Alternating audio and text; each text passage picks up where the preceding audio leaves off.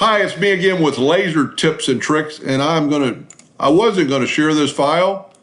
I didn't think anybody really cared, but somebody's already asked if I would share it. So this is what you're gonna get. It's already on my Facebook page. So if you go to Corel File Share, it'll be right there under Files called Clock Pattern. And this is what you're gonna get, and you don't have to do it like this, but I needed some way to kind of hide the mechanism of the clock. And I thought, and my clock parts are really long shaft to stick through 2 pieces of MDF and a piece of 1/8" plywood. So I thought I'm going to cut them so I made a back.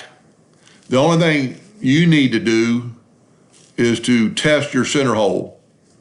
And once you have your clock part, you can adjust that center hole to your clock part. Make sure you test that. You could test it right here and avoid, piece of wood that doesn't matter.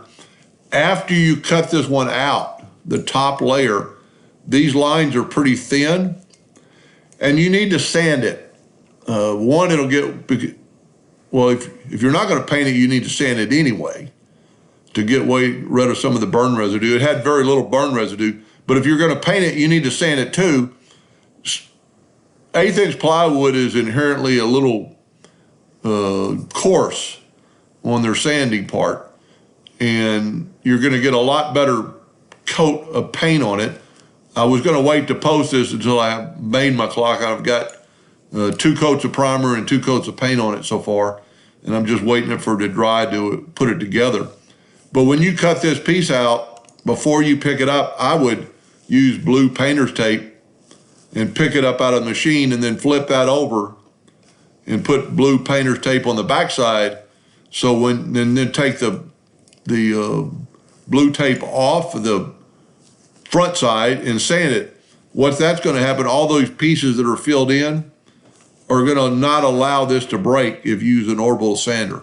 I don't really think there would, but there's a couple pieces in here that are pretty thin and pretty small, and they could possibly break, and it doesn't take any more time, it's just a little bit of tape. So this is your top layer, your second layer, and your third layer. And here is what it's gonna look like, and almost the colors I picked.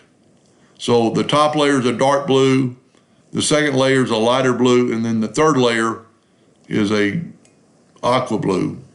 I think it's gonna be a pretty cool clock. And you could do any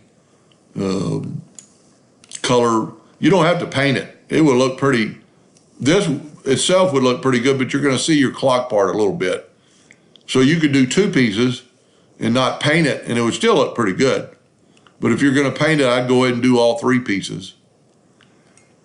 Anyway, I hope that helped a little bit. Thank you for watching.